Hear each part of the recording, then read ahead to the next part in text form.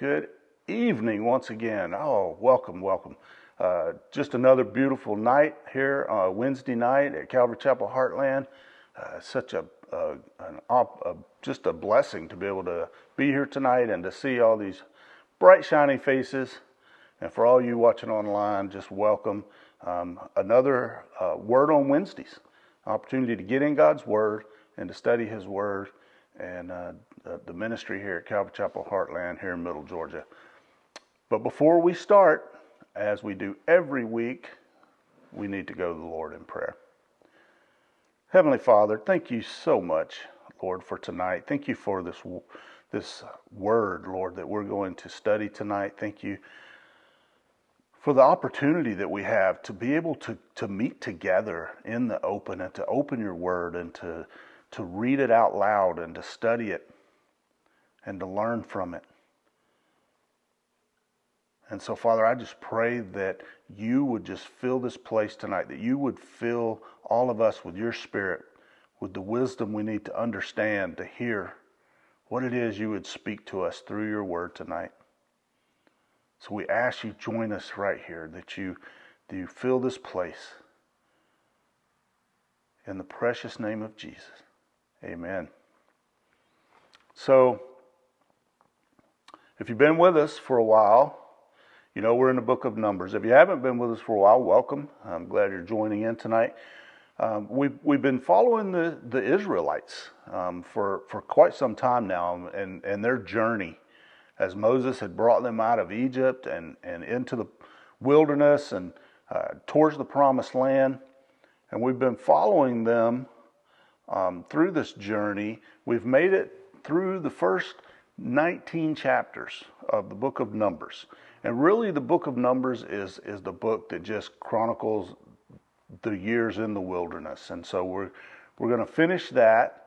We're going to pick up where we left off last week. And if you remember last week, if you were with us last week, we saw where God had now giving them this new kind of offering, this unique offering, unique for the Old Testament when it comes to the ways of sacrifice. It was a new way of purification. They were to take a red heifer, right? And it would be killed outside the camp, and it would be wholly burned up, along with cedar wood and hyssop and scarlet. And then all the ashes from that would be saved, collected and saved, and they would be used when put together with living water, with running water. And the ashes and the water put together then would be sprinkled on a person for ritual cleansing, for purification. A powerful prophetic picture of the work of Jesus Christ under the new covenant, right? We could look at it and we could see where the ashes representative of the red heifer kind of pointed to the work of Jesus on the cross. And then with the running water, the living water, the work of the Word of God and the Spirit of God in our lives, in that perfect picture of how they worked together in concert for our purification. And so he had given them this new purification, this new way, at this point, about halfway through their wandering years there in the wilderness. Just after the episode where Korah and that whole band had come against Moses and Aaron, right? And so, again, we probably need to look at a timeline a little bit. I didn't really go into this much in the last few weeks, but from the time that they left Egypt, it was probably between the first and second year, towards the end of that time period when they left Mount Sinai, and when they headed to the promised land, they came up on the edge of the promised land and they sent the spies into the land. You remember that story? And they sent the spies into the land and spied out the land and decided not to enter, right? And that's when God said, you're going to stay in the wilderness for a total of 40 years. So they'd already been out of Egypt for about 2, so another 38 years or so.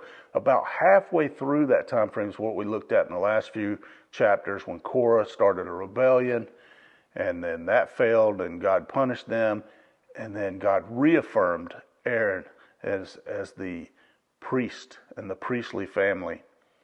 And he reaffirmed the position of the Levites and everything that was going on. And then he gave them this new way of purification, this picture of what's to come through Jesus. And now we're going to pick up tonight,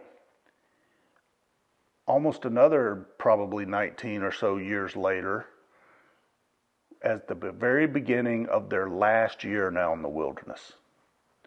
So this is where they're going to get ready to go approach the promised land again.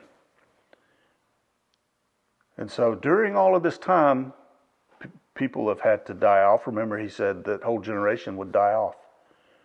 But some of the key leaders are still around. And so we're going to see what's going to happen to them starting tonight.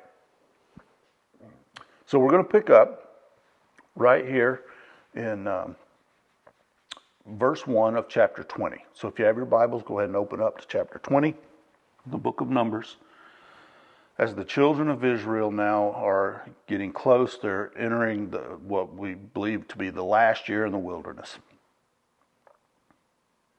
And verse 1 reads, "And then the children of Israel, the whole congregation, came into the wilderness of Zin in the first month, and the people stayed in Kadesh. And Miriam died there and was buried there." And so the first thing we notice here is they come to Kadesh once again. Now we saw them come to Kadesh back in chapter 13. And at that time, that's when they went in and spied out the land and then came out. And now there are some commentaries and some people believe there are 2 different Kadeshes, because the first one was remember, in the wilderness of Paran. This is in the wilderness of Zin. So they think maybe they're 2 different places, but they represent the same thing, the same, close, and they're associated. It's possible that they are. The word Kadesh literally means holy place. It's also possible it's the exact same place, Kadesh Barnea, which is where we believe it's right on the edge of the promised land. In any case, it's where Miriam now dies. It says, and Miriam died there and was buried there. So her death now represents an important point in this journey from Egypt to Canaan, right? First off, she's the first of Moses' siblings now to die in the wilderness. And it's the beginning of the kind of the ultimate fulfillment now of God's promise that the generation which refused to enter Canaan would die in the wilderness, with the exception of Joshua and Caleb. And so now we're seeing the ultimate fulfillment of that as the leaders themselves start to die, and she's the first. And so it also shows there was no special exception for the family, right? The family of Moses. God had said only Joshua and Caleb would survive from that generation. And so that included Miriam and Aaron and even Moses himself, as we're going to see later on. And so this chapter really shows the frailty of each of these significant leaders.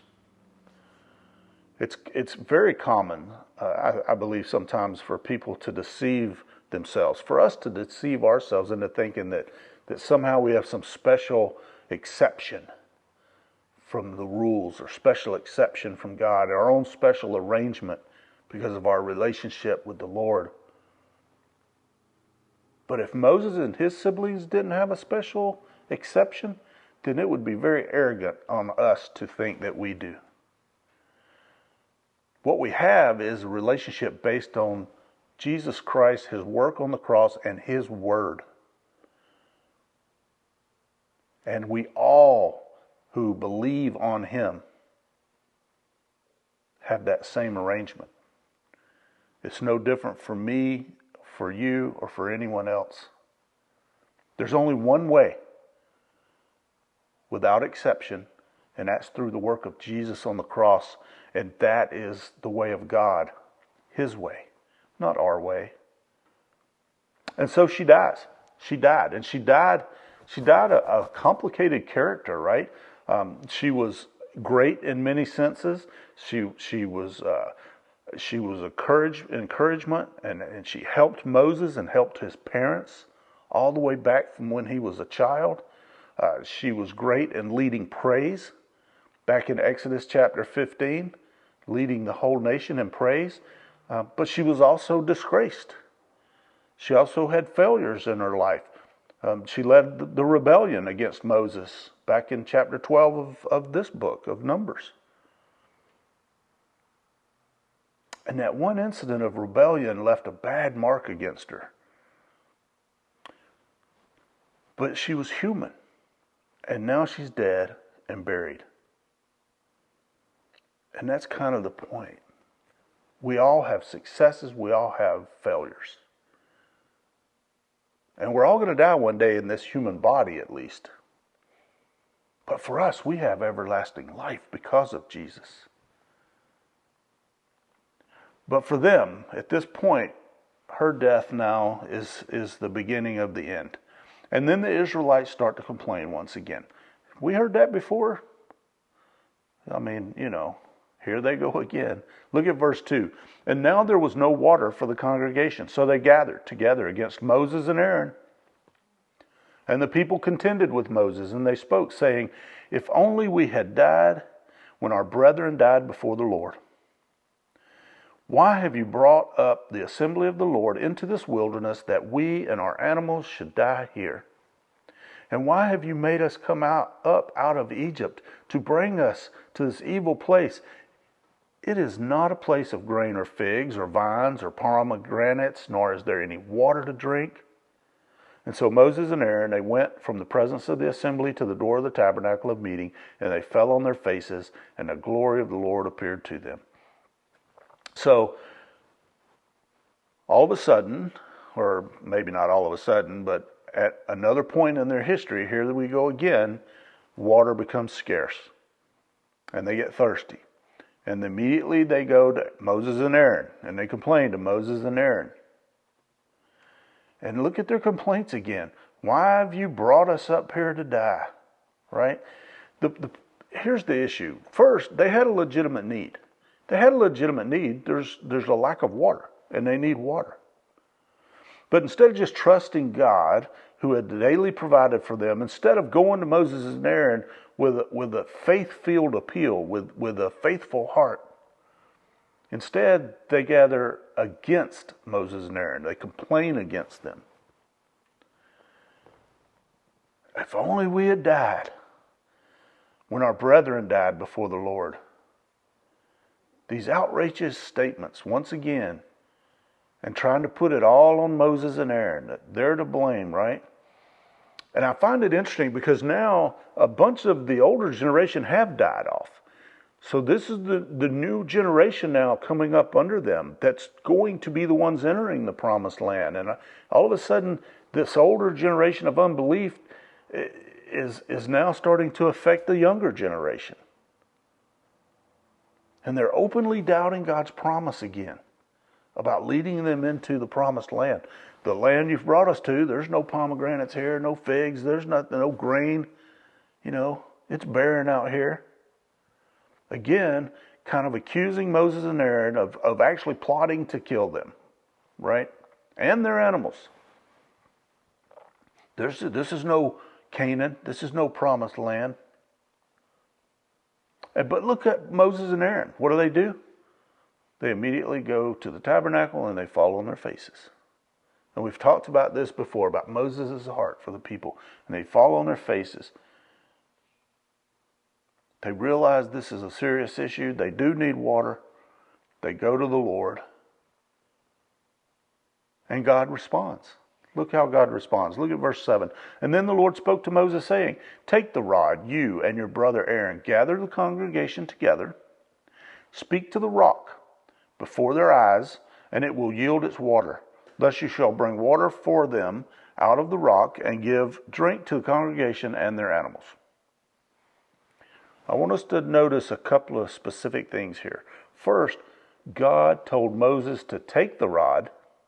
He did not tell him to use the rod the way he does.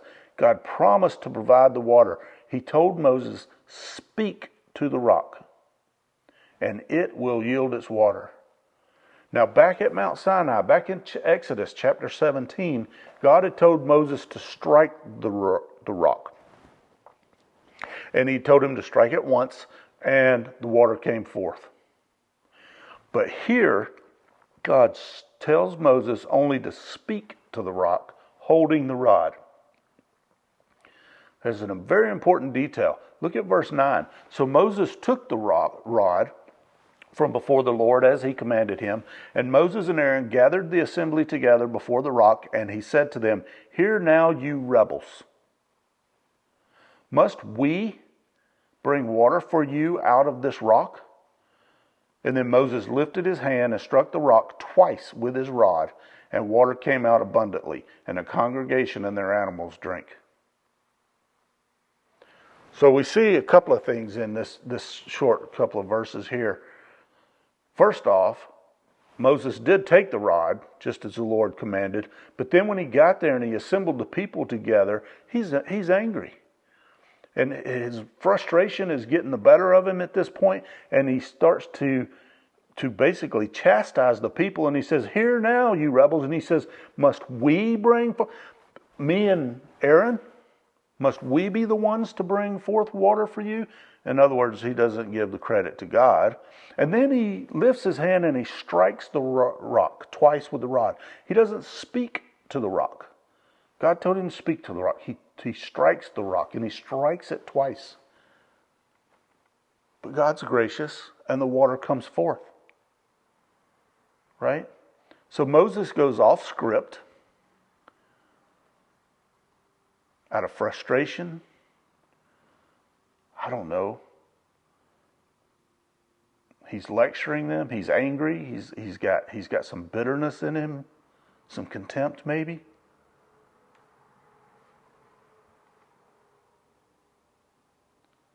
If we look back at the other times when the Israelites had actually come against Moses, all the times when he had just cause to be angry, at Kadesh, he fell on his face before God. At Marah, he cried out to the Lord, not against the people. At Massah and Meribah, he confronted the people, but seemingly without any kind of anger or contempt, right? But here, all of a sudden, he comes out with anger and contempt against the people. And so, there's some sinfulness in that. Moses messes up. And that's what I titled today's message. Moses messes up. And there are many reasons why we might see this as sinful, right? There was no real adequate excuse for the way he acted. He was provoked, but he responded in sin. Psalm 106 would later describe it as this. Psalm 106, verse 32 and 33, They angered him also at the waters of strife, so that it went ill with Moses on account of them, because they rebelled against his spirit, so that he spoke rashly with his lips. You see,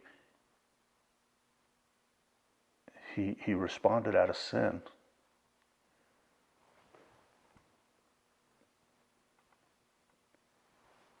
When he struck the rock at the beginning of Exodus, he only struck it one time. When he struck it here, it struck it twice. He's blatantly just disobedient and disobeying God directly. But the water still came out.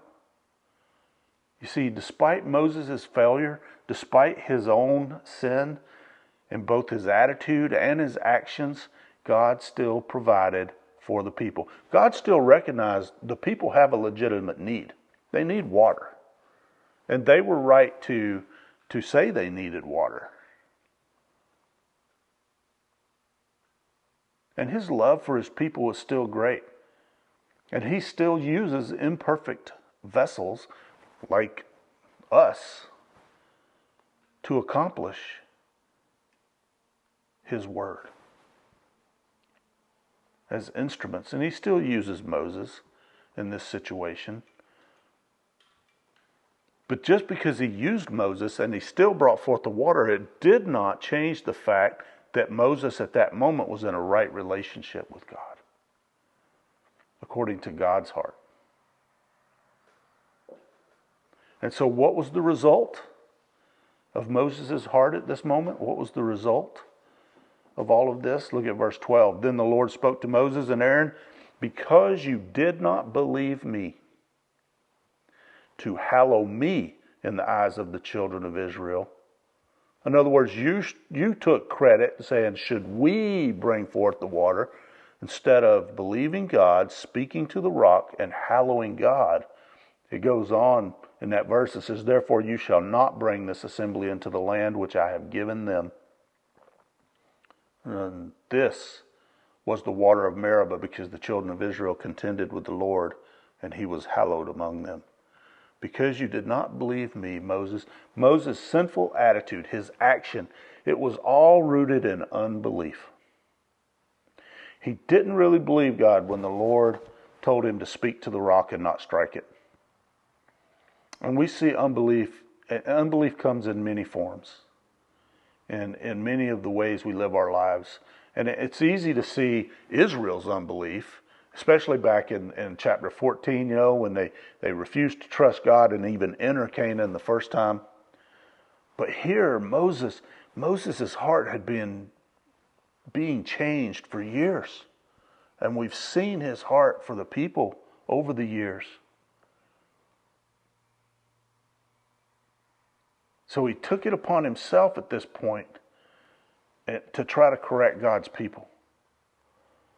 God didn't want to correct Israel. He just wanted Moses to stand before them, give him some credit, and give them the water they needed.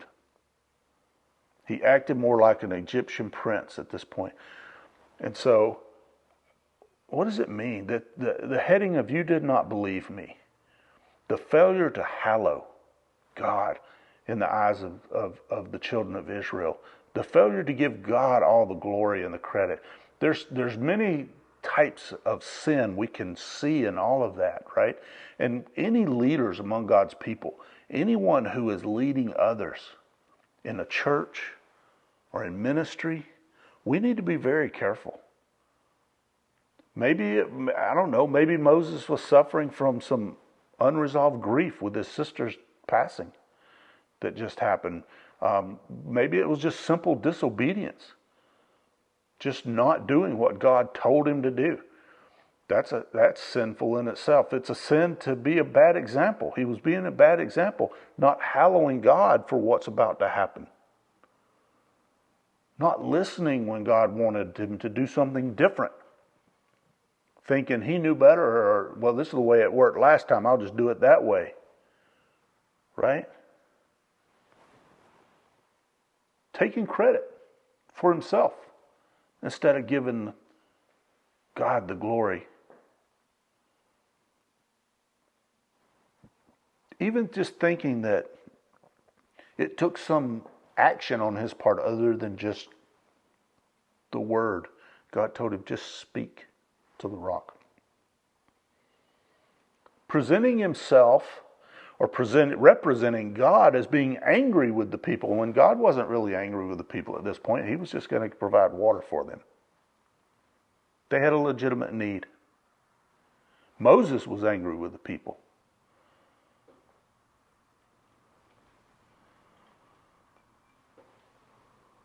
Just being a bad illustration.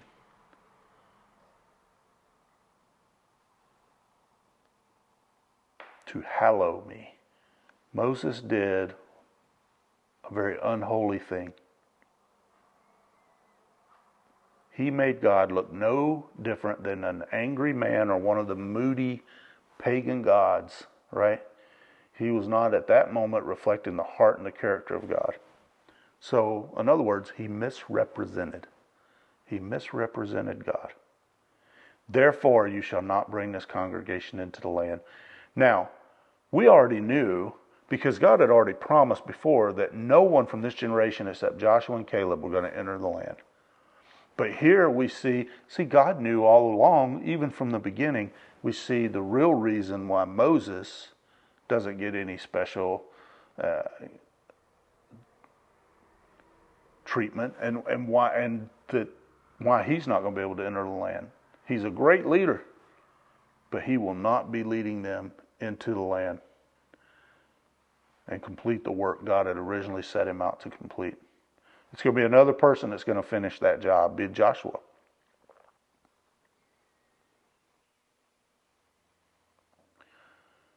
But Moses was still a great leader, and he was still a man subject to God and God's laws. So again, it's another one of those complicated characters. We see many times where Moses was a man of great faith and hallowed, and he is someone to look up to, but he was also a flawed human being, just like every single one of us.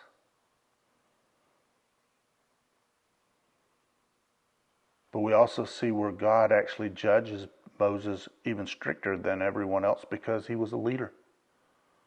And he judges leaders with a more strict standard.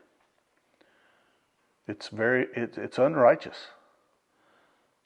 to hold teachers or leaders to a perfect standard, but at the same time, God will hold us to a stricter standard. We see that in James.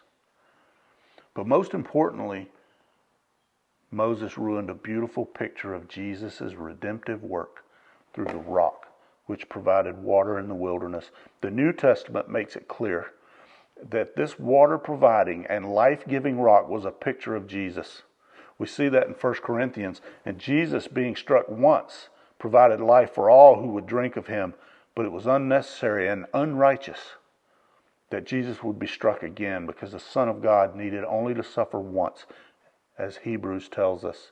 And so Jesus was the picture God was trying to show to them, but Moses messed it up. Jesus can now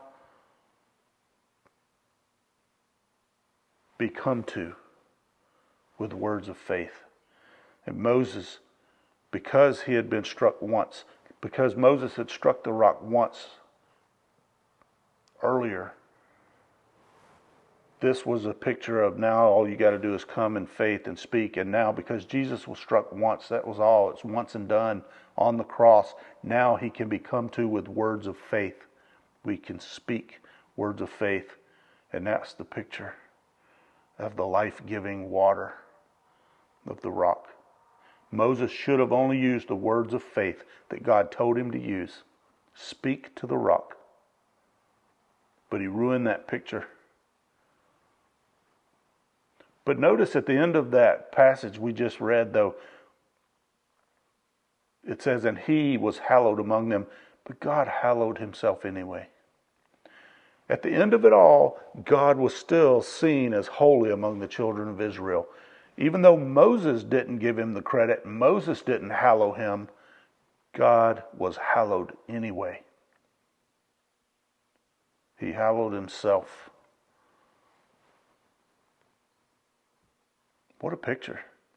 But then we come to this next section, and we actually are now at the beginning, the start of this last stage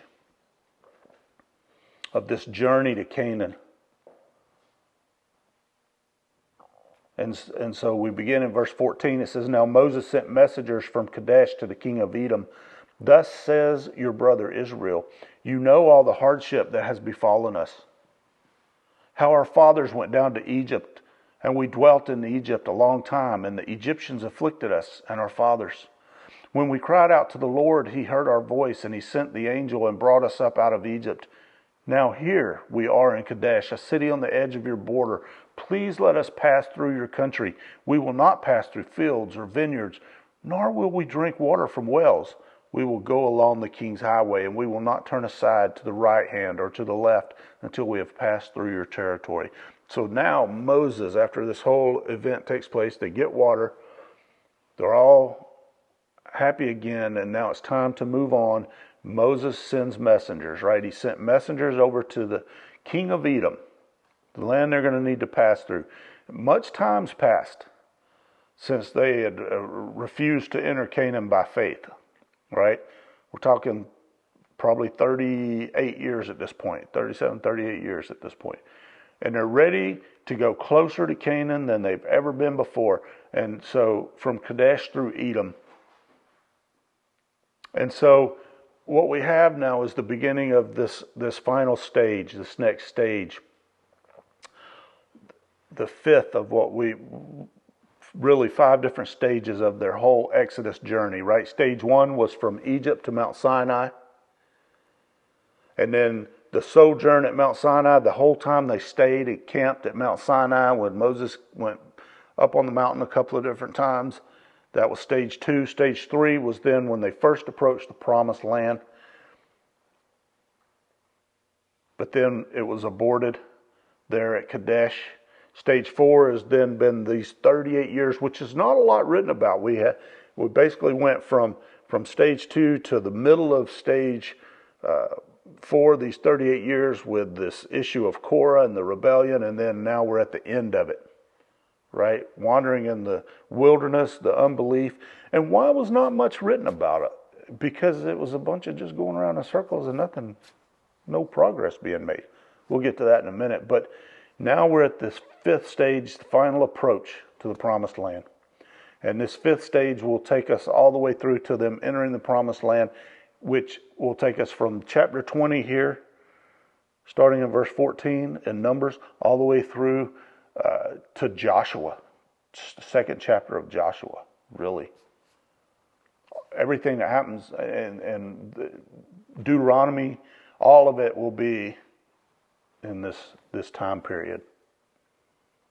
But notice how he starts this request.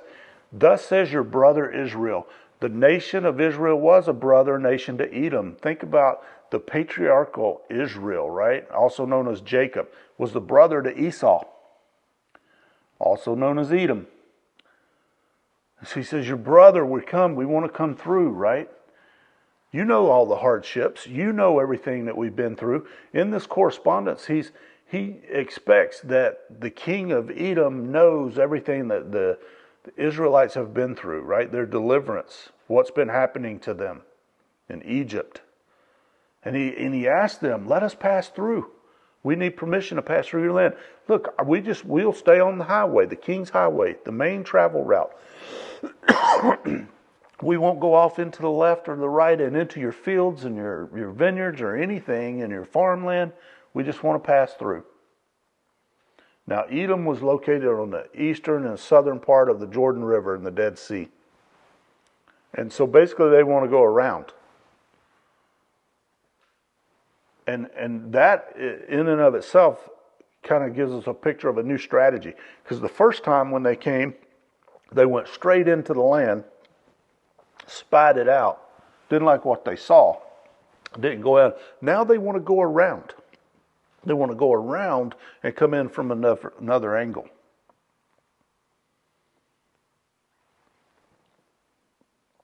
And so they ask, can we come through your land? Look at verse 18 though. Then Edom said to him, you shall not pass through my land, lest I come out against you with the sword. So the children of Israel said to him, we will go by the highway, and if I or my livestock drink any of your water, then I will pay for it. Let me only pass through on foot, nothing more. And then he said, you shall not pass through. So Edom came out against them with many men and with a strong hand. Thus Edom refused to give Israel passage through his territory, so Israel turned away from him. That's interesting. Well, first off, it was unnecessary. It was an unnecessary refusal, right? It wouldn't have cost Edom anything. If he'd got paid for the water, it wouldn't have cost them any. It would have been a gesture of goodwill.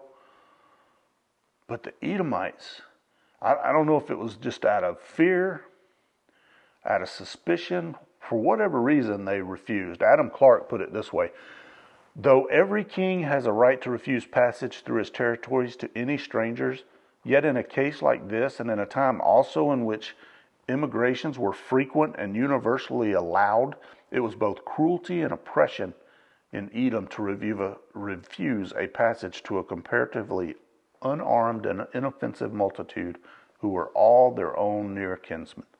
In other words, why do you refuse? We don't see a real good reason for the refusal.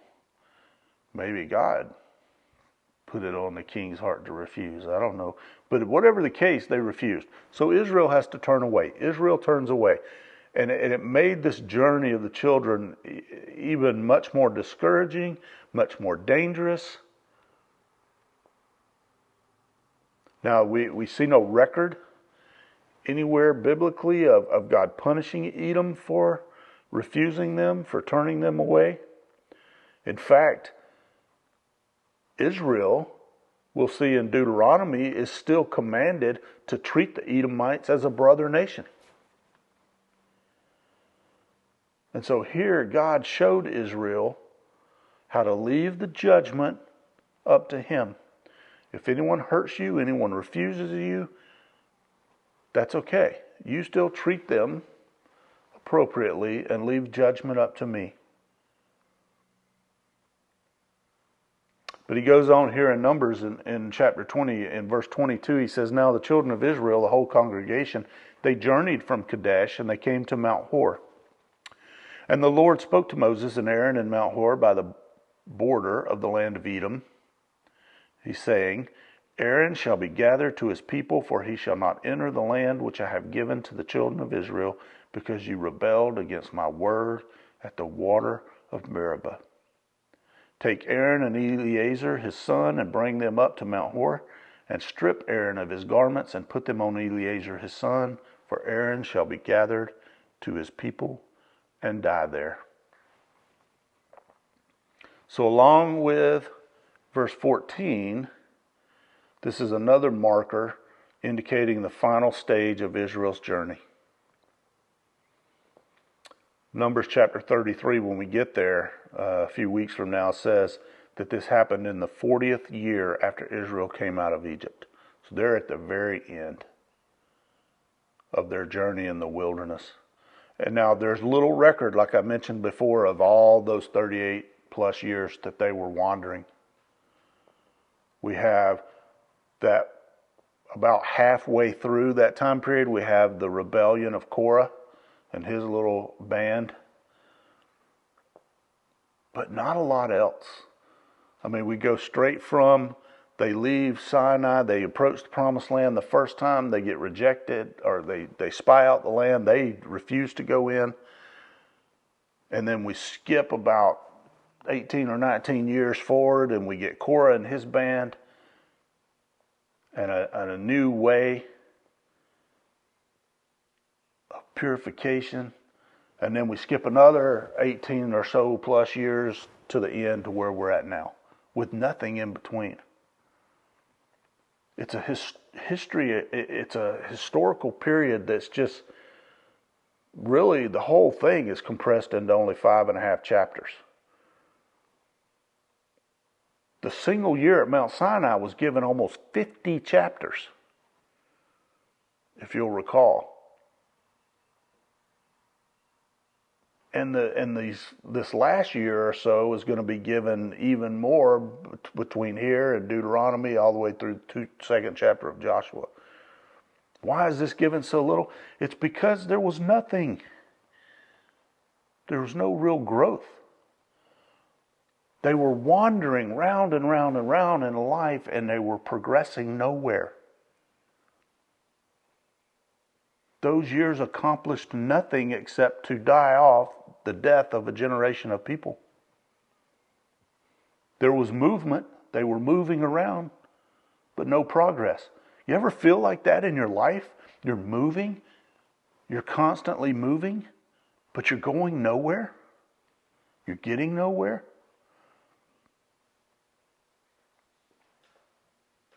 Allen, in his commentary, says this: the larger part of the sojourn in the desert is left without record. This may be deliberate on Moses' part. It is as though the time of sojourn was time that did not really count in the history of salvation. It counted for nothing. It just didn't count. There was nothing to talk about. We just wandered. They had rebelled against God, and then they had to spend all this time basically just wasting away. It was wasted. And it was only after this large lapse of time, and after much suffering, did the nation as a whole itself now find itself in a position where they could recommence, or they could restart this march that had been suspended 38 years earlier. Now we can start again. We can move forward. But for Aaron, for the high priest, the journey is over. Aaron shall be gathered to his people, for he shall not enter the land. And he will not enter the land because of what happened with the water at Meribah. Miriam died in verse 1 at the beginning of this chapter.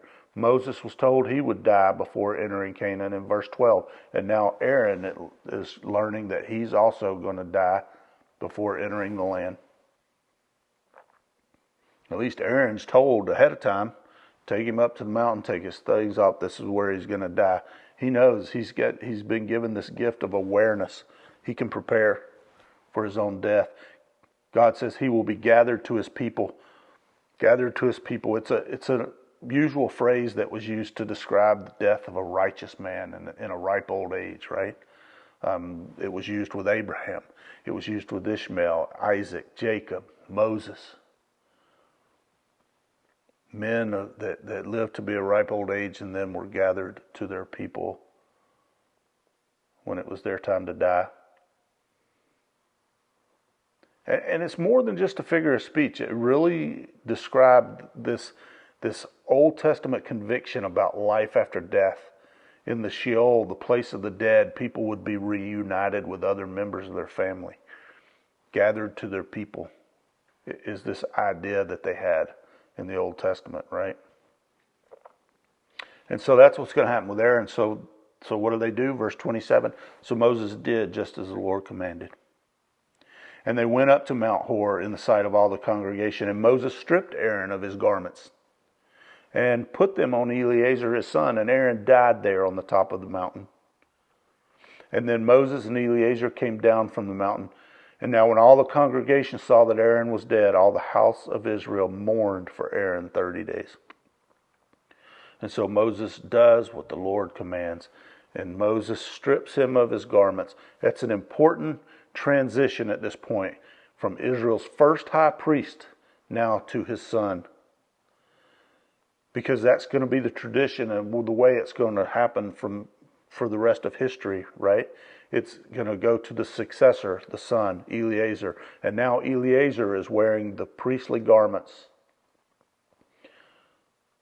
And we know from back in Exodus, it talked about Eleazar. He wore the priestly garments for glory and beauty. These were the priestly garments for glory and beauty. And so we see now the man, Aaron, has died. But the priesthood, together with its access, its relationship to God, it's carried on. It does not die.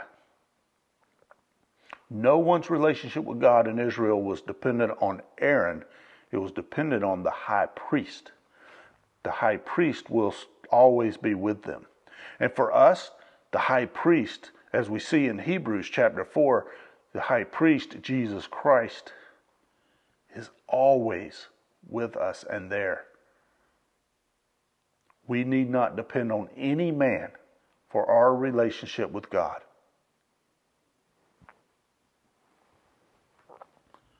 If a priest never dies, then his priesthood remains forever. And the priesthood of Jesus remains forever. But Aaron, prior to Jesus, Aaron does die. And Aaron died there on top of the mountain. And he died again as one of these great in many ways, but also complex in many ways, figures. And flawed in many ways. Even more so than Miriam. I mean, he was used by God mightily as Moses' partner in the whole Exodus. He was used by God mightily in initiating the priesthood itself and the relationship with God in Leviticus. He was used to plead with Moses for the people just a few chapters ago. But at the same time, he also was flawed, and he was instrumental, if you'll remember, in that whole golden calf incident and the idolatry back in the Exodus, and in challenging Moses' authority with his sister Miriam at one point in chapter 12 of Numbers when they challenged Moses. So again, he shows that he's human. And he was flawed, but he was also an instrument used by God in many great and mighty ways. And that's the complexity of this thing we call the human condition. Among many other things, Aaron's life shows us that the office was more important than the man itself. He wasn't always, as a man, worthy of respect, but as a high priest, he was worthy of honor. Finally, we note there that both Aaron and we'll see later Moses, they're going to be buried on mountains that overlook the land. Miriam was buried in Kadesh, in a valley, but they're going to be buried on mountains overlooking the land. And all three are actually die within basically a 12-month period, within the same year of each other. But the picture we see here when Aaron finally dies, excuse me,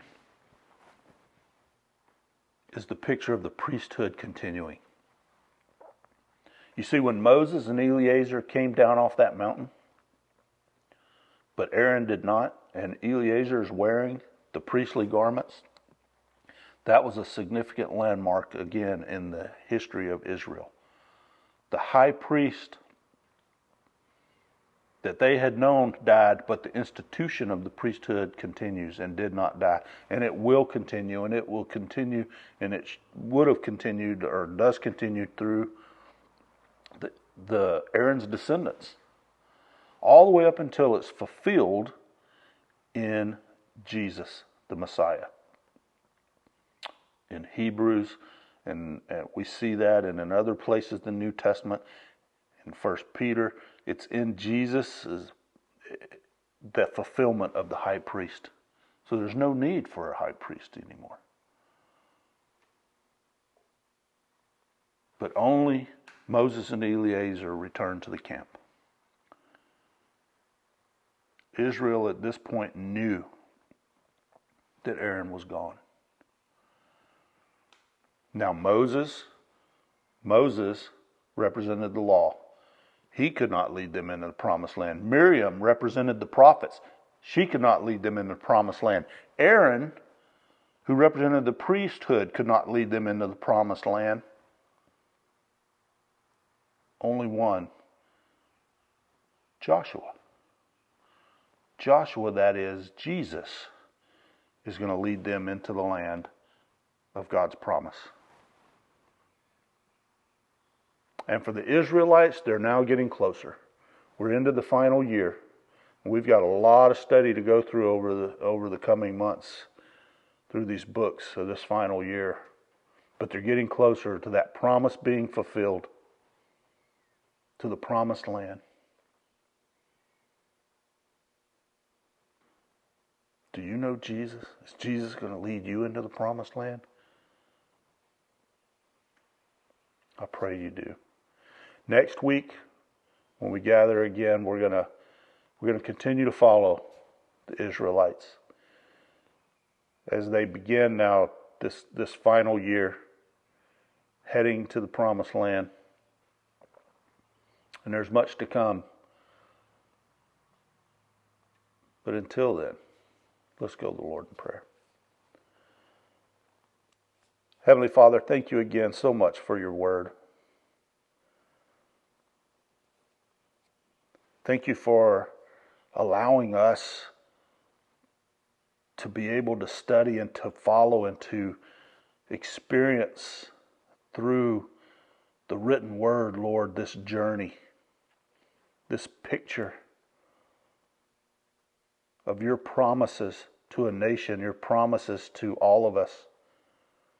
And the picture that we see week in and week out of pointing to your Son Jesus and to the perfect way of purification and of following you into the promised land that you have for us. I pray, Lord, that you would speak to each and every one of us a special message through all of this that would draw us closer to you.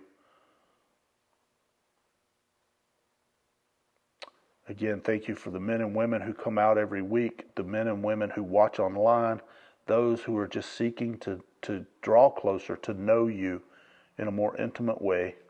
We thank you that you've given us a way now through our high priest, through the Lord Christ, Jesus Christ, through that we don't need any man to come directly to you now. And I just thank you for that and just pray, Lord, that you direct our path, that you direct every step until we meet again. In Jesus' name, amen.